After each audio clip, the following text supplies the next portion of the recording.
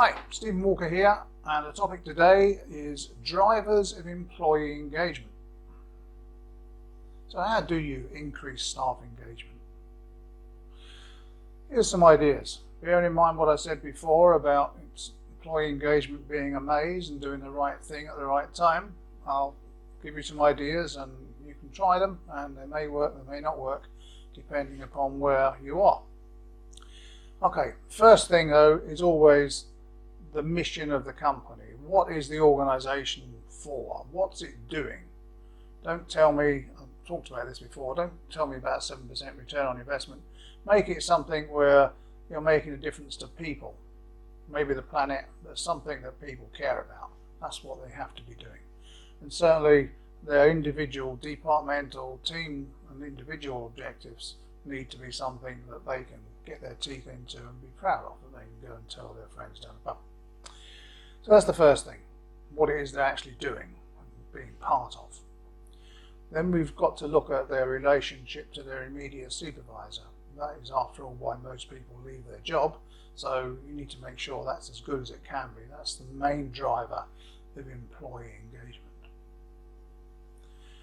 The second thing that I've spoken about is achievement. They need to be growing in their job, and there needs to be recognition of their growth in terms of something personal and perhaps a pay rise, but certainly not a financial award. That's completely wrong.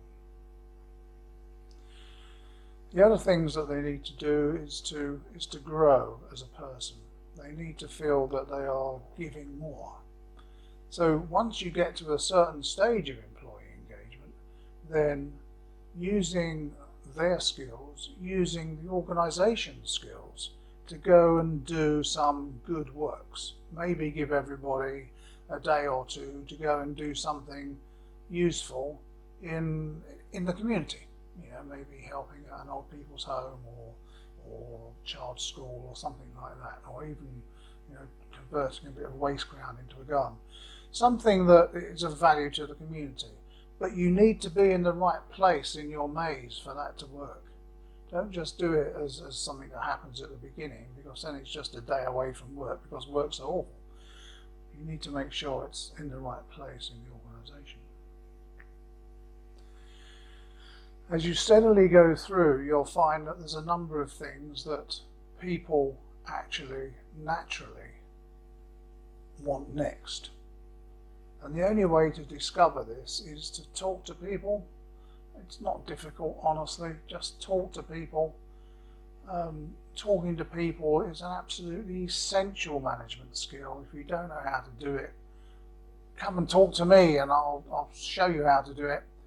But it needs to be that direct manager, that immediate supervisor, whatever their title is, that does that talking.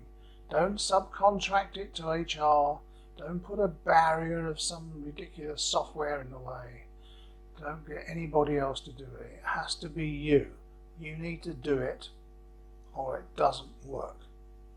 So there's a few ideas on drivers, but don't forget the maze means that you need to do the right thing at the right time.